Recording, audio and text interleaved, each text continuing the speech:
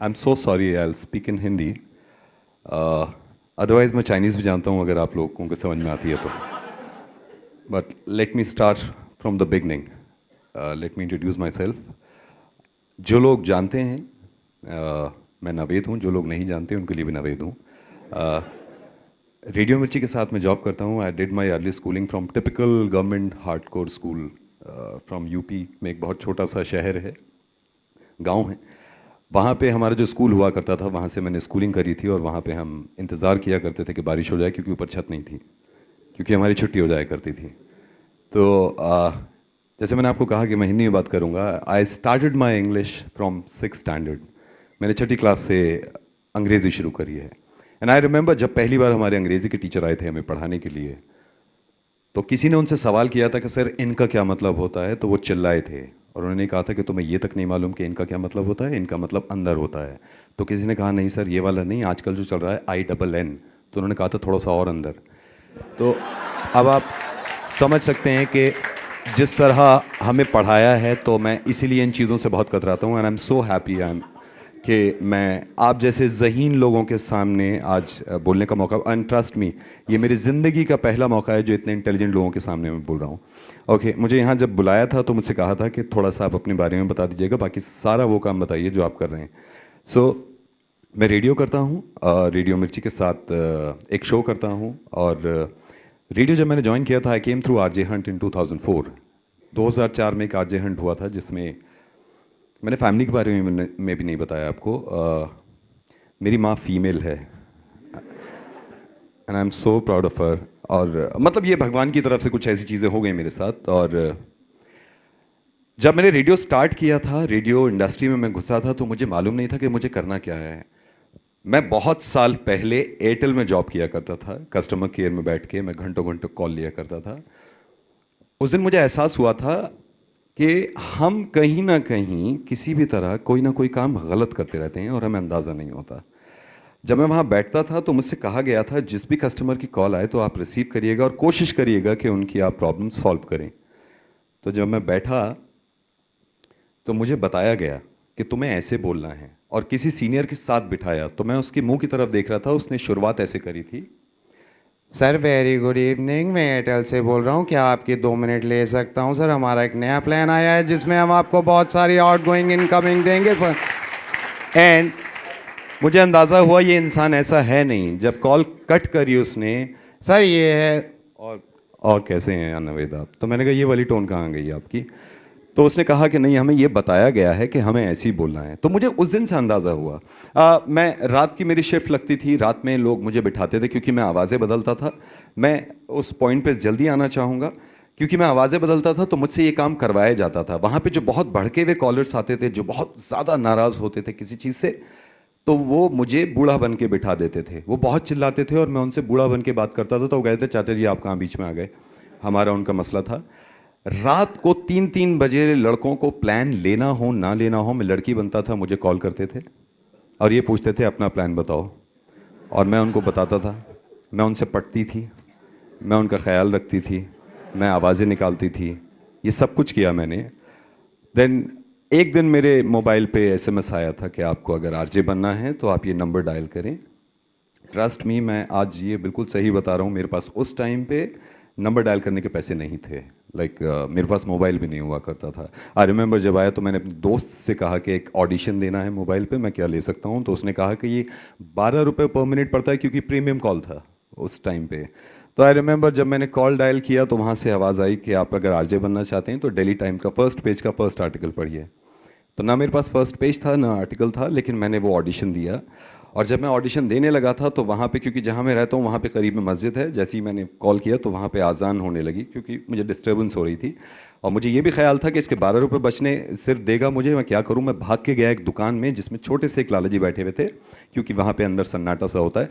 मैं उनके पास गया और घुसता चला गया, और उन्होंने मुझे रोका भी कि कहाँ जा रहे हो? तो मैंने कहा सर मेरी माँ बहुत बीमार है, ICU में है, ऑपरेशन चल रहा है, बात करने दीजिए। तो उन्होंने कहा जा बेटा अंदर जा, अंदर जा। जब मैं अंदर बैठ गया तो मैं ऐसे बोल रहा था, जी हाँ मैं हूँ आपका अपना RJ, और मुझे एक मौका दीजिए। तो उसने कहा ये कैसी तेरी माँ बीमार है भाई? तो मैंने उनको सच्चाई बताई कि सर ऐसे ऐसे ऑडिशन मुझे देना है। एंड फॉर्चुनेटली मैं सिलेक्ट हो गया रेडियो मिर्ची के साथ। जब मैंने रेडियो ज्वाइन किया था, प्लीज़ आप कहीं भी आपको ऐसा लगे कि मैं मुझे आदत नहीं है इस तरह के लेक्चर देने की। जब मैंने रेडियो ज्वाइन किया था तो हमें बताया गया था कि रेडियो इस तरह होता है। बहुत सारे लोगों ने मुझे समझाया था रेडियो इस तरह होता है, लेकिन कहीं ना कहीं हमें लगा, और ये हमारी सबकी ज़ाती ज़िंदगी में है, हम ये रेडियो की बात नहीं कर रहा, ये किसी भी इंडस्ट्री में फैशन, और माशाल्लाह इतने ज़हीन इंटेलिजेंट लोग हैं, फैशन हो, कोई भी इंडस्ट्री हो, को आप एयरलाइंस की भी बात करें, किसी भी इंडस्ट्री में, कि कहीं ना कहीं चेंजेस बड़े ज़रूरी हैं। जब हमें बताया था कि रेडियो ऐसे होता है तो मुझे अंदाज़ा हुआ कि नहीं, रेडियो ऐसे भी हो सकता है। क्योंकि उस ज़माने में जब मैंने रेडियो ज्वाइन किया था तो रेडियो की तस्वीर कुछ इस तरह की थी कि अनाउंसर आते थे और वो इसी तरह बोलते थे, आवाज़ें थीं मुकेश की, गाने को सराहा था इन्होंने, अगली फरमाइश करी इन्होंने और घर जाओ। तो मुझे ये कहा था कि आप भी ऐसे बोलिए, तो मैंने इनसे कहा कि नहीं, शायद चेंज कर सकते हैं। तो मैंने एक काम करना शुरू किया कि मैंने बहुत ही ज़्यादा फॉर्मल होके वहाँ पे बात करनी चाहिए, फिर मैं कैजुअल हो गया बहुत ज़्यादा। जब कैजुअल हुआ तो लोगों को पसंद आया, लोगों ने उसको अप्रिशिएट किया। मैं पहला रेडियो करता था डॉक्टर लव, जिसमें मैं सिर्फ प्यार मोहब्बत की बातें बताता था, हालांकि मैंने कभी ज़िंदगी में प्यार नहीं किया, और मैं उनको बताता था। और ऐसे से ट्रस्ट मी, मैं कभी कभी अफसोस भी होता है, मुझे खुशी भी होती है, अफसोस इस बात का होता है कि लोग कैसी कैसी बातों को समझते हैं। मैं अपनी काम की बुराई इसलिए कर रहा हूँ क्योंकि एक लड़का मुझे कॉल करता था और मैं उससे कहता था, वो मुझसे कहता था कि सर ये बताइए, मेरी गर्लफ्रेंड मुझसे बात नहीं कर रही, 15 दिन से मुझसे बात नहीं कर रही, क्या करूं? तो मुझसे पहले जो डॉक्टर लव था वो उसको कहता था 25 दिन इंतजार करो, उनके लिए चॉकलेट्स खरीद के रखो, उनके लिए टेडी बेयर्स खरीदो, उनके लिए तुम कार्ड्स दो, फ्लावर्स दो। और जब मैं आया तो मैं सीधा ये कहता था कि दूसरी वाली तलाश करो, क्योंकि क्योंकि जब तक तुम ये सारे काम करोगे उसके बच्चे हो जाएंगे और वो तुम्हें ही चढ़ाया करेंगे, इसलिए ज़्यादा वक्त नहीं है हमारे पास। तो वो लोगों को पसंद आने लगा, वो लोगों को बहुत अच्छा लगने लगा, पता नहीं कैसे, क्योंकि मुझे पर्सनली लगता है कि कहीं ना कहीं किसी भी इंडस्ट्री में हम इंसान हैं और हमारे पास दिमाग है, और माशाल्लाह आप जैसे लोग हों तो हम ये कोशिश भी नहीं कर सकते कि किसी को बेवकूफ़ बनाया जाए, वो वाला अब ज़माना ख़त्म हो गया। सो जब मैंने रेडियो शुरुआत करी थी, उस ज़माने के रेडियो में और आज के रेडियो में बहुत फ़र्क है, और हर चीज़ में कहीं ना कहीं सोसाइटी का बहुत बड़ा हाथ है, आप जैसे लोगों का बहुत बड़ा हाथ है इन चेंजेस को लाने के लिए। आप लोगों को शायद ज़्यादातर लोगों को नहीं मालूम होगा, मैं एक प्रैंक कॉल करता हूँ, मिर्ची मुर्गा उसका नाम है। तो मिर्ची मुर्गा फ़नी एक चीज़ थी जो कि रेडियो पे हम किसी के साथ प्रैंक कॉल करते थे, किसी को कॉल करते थे और उसके साथ मजाक करते थे। मुझे कहीं ना कहीं अंदाज़ा हुआ कि हमारी ज़ाती ज़िंदगी में, जब मैं सुन रहा था यहाँ पे, मैंने हामिद को सुना, मैंने आपको सुना माशाल्लाह, और मुझे ये अंदाज़ा हुआ कि हमारी ज़िंदगी में दो तरह के चेहरे होते हैं, कभी तो हम हंसते हैं, कभी हम सैड हो जाते हैं, कभी खुश हो जाते हैं। तो ये रेडियो में ज़रूरी नहीं है कि प्रैंक कॉल सिर्फ फ़नी बनाई जाए, तो हमने एक सोशल मैसेज प्रैंक कॉल के ज़रिए देनी शुरू करा। बहुत सारी ऐसी चीज़ें थी जो मैंने चूज़ करी। तो रेडियो इंडस्ट्री जैसे जैसे बदलती रही, जैसे जैसे लिसनर बदलते रहे, मुझे अपने आप को बदलना पड़ा। मैं खुद नहीं बदलता अपने आप को, क्योंकि आप मजबूर कर देते हैं, लोग मजबूर कर देते हैं, क्योंकि अक्लमंद इतने हैं, तो मैं अपने आप को उधर से ढाल लेता हूँ।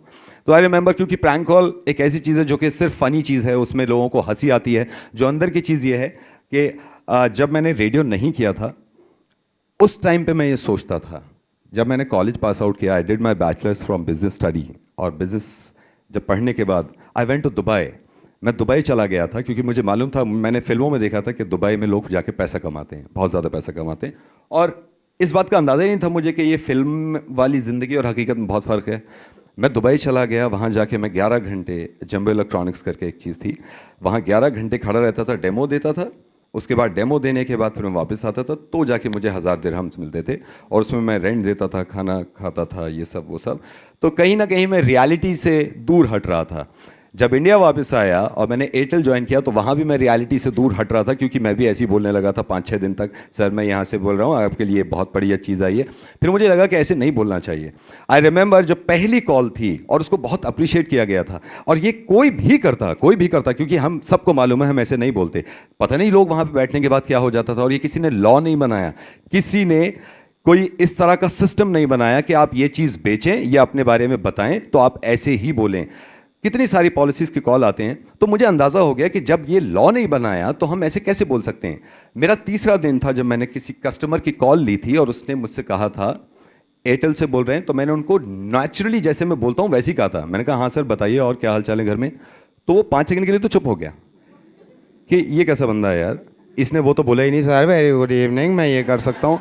तो वो खुद परेशान था और फिर मैंने उसे समझाया कि सर आप बुरा मत मानिएगा, आपको लग रहा होगा कि मैं ऐसे बोलता हूँ। तो बोले हाँ तुम गलत क्यों बोल रहे हो। मतलब वो उस आदमी मेरी इस टोन को गलत कह रहा था जो मेरी नेचुरल है, वो कह रहा था अपनी वाली पे आ वही वाली पे।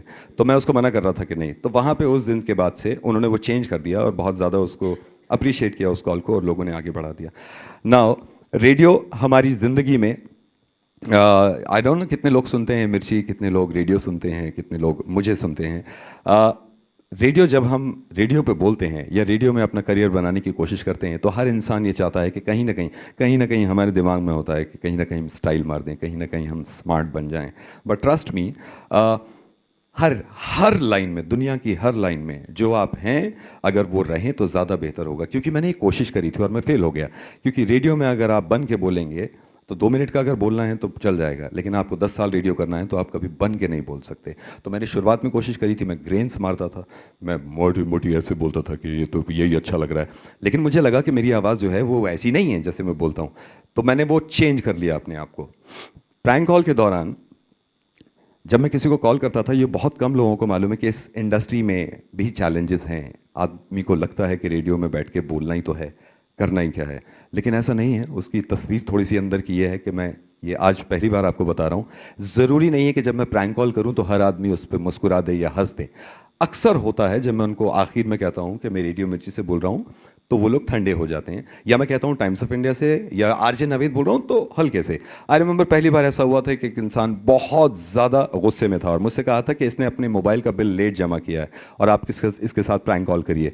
मैंने उनको कॉल किया, वो साहब इतने गुस्से में थे। मैंने पहली बात उनसे ये कही कि सर मैं मोबाइल कंपनी से बोल रहा हूँ आपकी, और आपने लेट फीस जमा, आपने लेट बिल जमा किया था इसलिए हम आपका फ़ोन काट रहे हैं।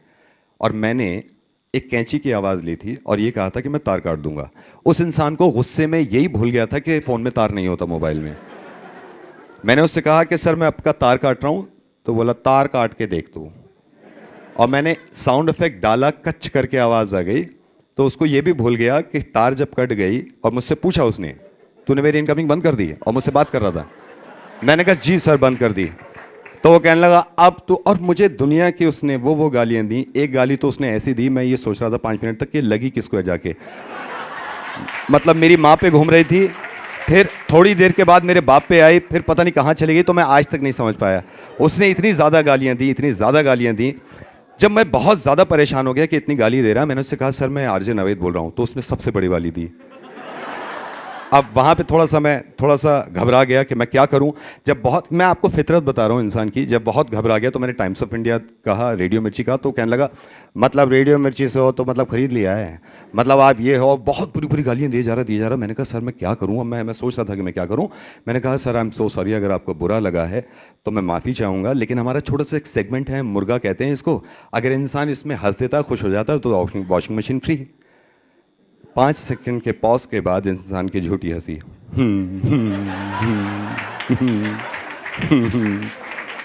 यार नवेद एक बात बताऊं, जो शुरू में आपने कॉल किया है ना, मैं मतलब इतना अच्छा लगा ये हो, तो मैंने कहा sir thank you so much, बहुत अच्छा लगा आपसे बात करके, और मैं तो चाहता हूं कि इस तरह हो, और मैं फिर कभी कॉल करूंगा आपको। जैसे ही मैं फ़ोन रखने वाला था तो फिर उसने कहा हेलो वॉशिंग मशीन। मैंने कहा सर मुर्गा तो आप बनाए आपका। तो अब वो फनी चीज़ें जो हैं, मैं कहीं टॉपिक से ना भटक जाऊं, क्योंकि फ़नी ज़रूरी नहीं होता। जैसे आपने बताया रेप के बारे में, दिल्ली में अनफॉर्चुनेटली हमारे हिंदुस्तान में इस जहनियत के लोग हैं जो इस बात को सही समझते हैं कि लड़कियां अगर घर से बाहर निकलेंगी तो रेप तो होंगे ही। बहुत अफसोस होता है ये जानने के बाद कि जब पढ़े लिखे लोग भी ये कहते हैं। तो जब मुझे इस बात का अंदाज़ा हुआ कि हमारे हिंदुस्तान में इस तरह की जहनीत के लोग हैं तो उनके लिए भी कुछ करना चाहिए। आई रिमेंबर मुलायम सिंह यादव साहब ने एक कमेंट दिया था कि लौंडों से तो गलती हो जाती है। उन्होंने यही टर्म यूज़ करी थी, लौंडों से तो गलती हो ही जाती है। समाजवादी पार्टी के ही एक कार्यकर्ता जो कि नोएडा में रहते हैं, वो इस बात को सपोर्ट करते थे कि ऐसा हो रहा है तो सही हो रहा है, अगर लड़कियां गलती करेंगी, बाहर निकलेंगी तो फिर रेप होंगे। मैंने उनको फ़ोन किया था, और जितनी जानकारी के लिए मैं चाहता हूँ, मैं इसलिए बता रहा हूँ कि रेडियो पे हमने ये काम क्यों करना शुरू किए, क्योंकि हमारी ज़ाती ज़िंदगी में जब घर में होता हूँ तो मैं हर वक्त नहीं हंसता। मैं जब घर में बैठा रहता हूँ तो मुझे हर वक्त हंसी नहीं आती, मैं भी सीरियस हो जाता हूँ। तो आई कॉल्ड हिम, मैंने आवाज़ बदल के और उनके सारी डिटेल लेके ये कहा कि मैं ये साहब बोल रहा हूँ और मुझे किसी ने बताया कि आपके बच्चे बड़े हो गए हैं और भगवान की बड़ी कृपा है, तो बड़ी अच्छी बात है। कितने बच्चे हैं? तो उन्होंने कहा एक लड़का है और एक लड़की है जो कि 12th स्टैंडर्ड में पढ़ती है, ज्योति उनका नाम था, आई रिमेंबर। तो वो मैंने बहुत खुश हुआ कि मैं बहुत इस बात से खुश हूँ कि आपकी बेटी बहुत बड़ी हो गई है माशाल्लाह। मेरी बात कराई है उनसे, उन्होंने ज्योति को, अपनी बेटी को फ़ोन दिया और मैंने एक्चुअली यही अल्फाज यूज़ किए थे। जैसे ही ज्योति फ़ोन पे आई, मैंने कहा ज्योति अपने बाप को मत बताना, आज रात की कॉफ़ी पियोगी मेरे साथ। ये सुनने के बाद उसको, जाहिर है कि इंसान है और लड़की है, बहुत ज़्यादा गुस्सा आया, बहुत ज़्यादा चिल्लाई और अपने बाप को फ़ोन दिया। इतना ही वो मुझ पे चिल्लाया, इतना ही वो मुझ पे चिल्लाया और ये कहा कि अगर तू सामने होता ना तो मैं तेरे गोली मार देता। मैंने कहा सर आप सिर्फ कॉफ़ी ऑफ़र करने पे गोली मार रहे हैं? सिर्फ कॉफ़ी ऑफ़र करी है और जिसने रेप किया है उसके लिए ये कह रहे हैं कि लॉन्डो से तो गलती हो ही जाती है। आई एम सो हैप्पी कि आज की तारीख में उन इंसान की जहनियत रेडियो ने बदली, चाहे वो किसी के भी ज़रिए, वो कोई भी कर सकता था, कि आज की डेट में वो इस बात को कहते हैं कि अगर कोई रेप करता है तो सूली पे लटका दो। और मैं उनसे नहीं पूछता हूँ, मैं उनकी लड़की से हमेशा बात करता हूँ कि अब कैसे हालात हैं, तो वो बताती हैं। तो इंडस्ट्री में, हमारी रेडियो इंडस्ट्री में चैलेंजेस बहुत हैं, इनफैक्ट सारी ही इंडस्ट्री में चैलेंजेस बहुत हैं। हम जो काम करते हैं, आई डोंट नो, पता नहीं क्यों ऐसा होता है, डॉक्टर हैं, इंजीनियर हैं, एक तो हमारे साथ एक चैलेंज ये है कि किसी डॉक्टर से आप मिलें तो आप ये नहीं कहते कि इंजेक्शन लगा के दिखाओ, है ना। किसी वकील से मिले तो ये तो नहीं कहते कि केस लड़ के दिखाओ। ये मुझसे मिलने के बाद हर आदमी ये क्यों कहता है बोल के दिखा दे रहा, है ना।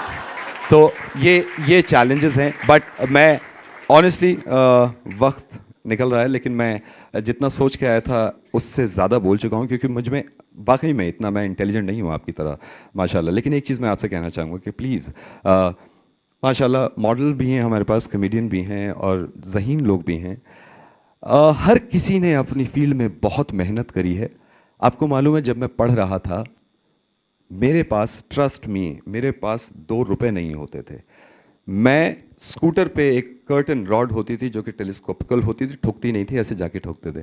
तो मैं एक दिन में ऐसे स्कूटर पे लाद के मैं 25 रॉड लेके जाता था, एक पीतमपुरा में लगाता था, एक सरोजनी नगर, एक लाजपत नगर, ऐसे से करके, और मुझे बहुत सुनने को मिलता था। तो मैं यही सोचता हूँ कि आप लोग माशाल्लाह मुझसे ज़्यादा ज़हीन हैं, आपके पेरेंट्स मुझसे ज़्यादा ज़हीन हैं। हमारे पास इतनी फैसिलिटीज़ नहीं थी, और आप जिस कॉलेज से पढ़ रहे हैं, क्योंकि मैं बहुत अजीब से कॉलेज से पढ़ा था और वहाँ के हालात मैं आपको बता ही चुका हूँ कि कैसे कैसे थे। तो वो किसी ने फिल्म का डायलॉग कहा था कि अगर किसी चीज़ को पूरी शिद्दत से चाहो तो पूरी कायनात उसे तुमसे मिलाने में लग जाती है। मैं ये यकीन नहीं रखता। अगर किसी चीज़ को पूरी शिद्दत से चाहो तो बेटे चाहने से कुछ नहीं होता, कर भी लिया कर कुछ, है ना। कायनात ऐसी नहीं बैठी कि तू चाहता रहे और वो खाली पीली दे देगी। तो प्लीज़ इस बात को समझिएगा कि अगर मुझ जैसा आदमी आज यहाँ पे टेडेक्स के स्टेज पे आके बोल सकता है, और उससे बड़ी बात यह कि आप जैसे इंटेलिजेंट लोगों के सामने बोल सकता है, तो आपके लिए तो फिर आसमान पड़ा हुआ है। So thank you so much. वक्त मेरा ख़त्म हो गया है। बहुत बहुत शुक्रिया सुनने के लिए। Thank you.